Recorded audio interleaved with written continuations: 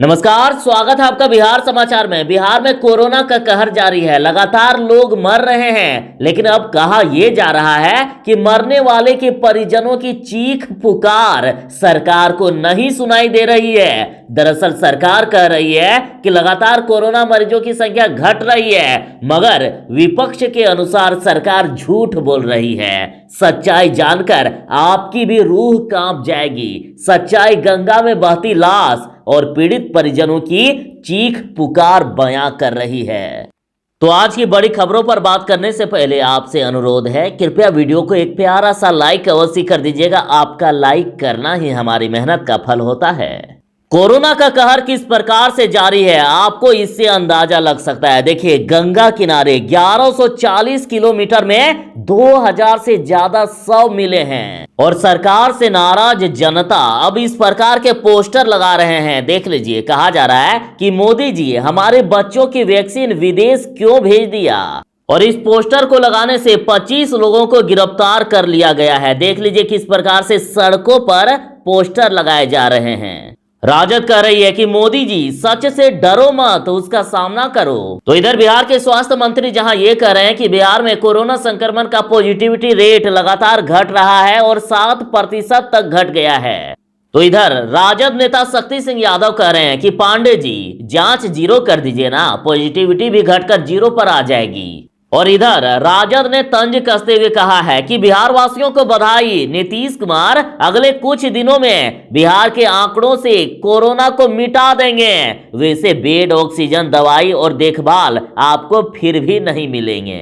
और लोग जैसे अभी कोरोना से मर रहे हैं, लगातार एम्बुलेंस की किल्लत हो रही है, तो सरकार ने तो हद यहां कर दी कि देख लीजिए, केंद्रीय स्वास्थ्य मंत्री ने 2 बार नहीं बल्कि 4 बार एक ही एम्बुलेंस का उद्घाटन कर दिए। तो वाह रे बिहार सरकार, देश में कोरोना से इतनी खराब हालत हो गई है और एम्बुलेंस की इतनी किल्लत हो गई है कि देख लीजिए किस प्रकार से एक पिता अपने बेटे का शव कंधे पर लेकर जा रहा है। आप इन तस्वीरों को देख सकते हैं, ये बयां कर रहा है कि आखिर देश में कोरोना की कितनी खतरनाक स्थिति है। दरअसल ये खबर पंजाब के जालंधर से है।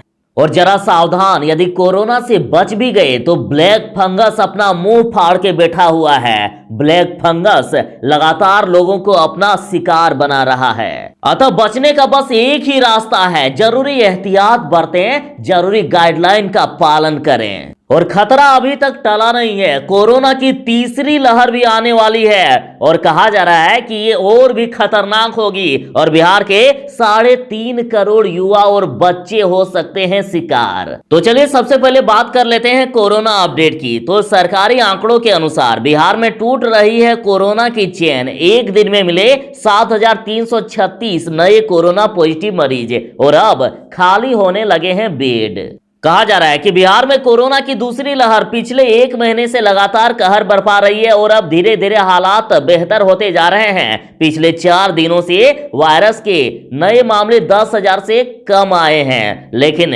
विपक्ष कह रहा है कि सरकार आंकड़ों को छिपा रही है।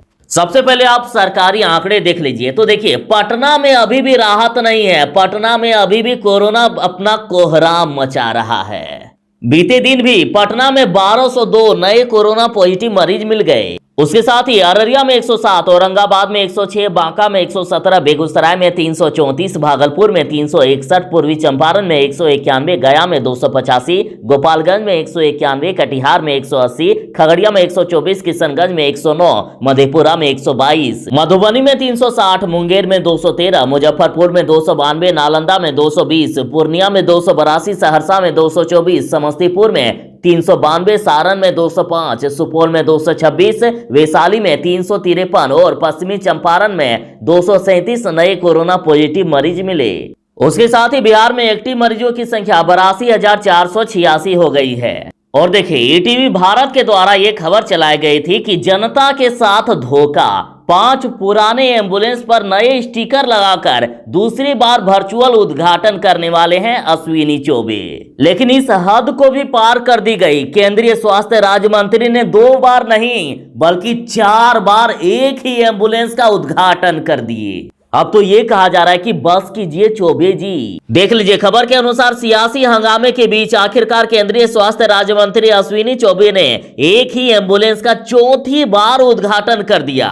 और ये छलावा जनता से ऐसे वक्त में किया जा रहा है जब यहां के लोगों को ऐसी एम्बुलेंस की सख्त जरूरत है। और इस पर तेजस्वी यादव बोले हैं कि हद हो गई। बक्सर के एमपी केंद्रीय स्वास्थ्य राज्य मंत्री चौबे जी भागलपुर वाले ने एक ही एम्बुलेंस का एक बार नहीं 4 बार उद्घाटन कर दिया।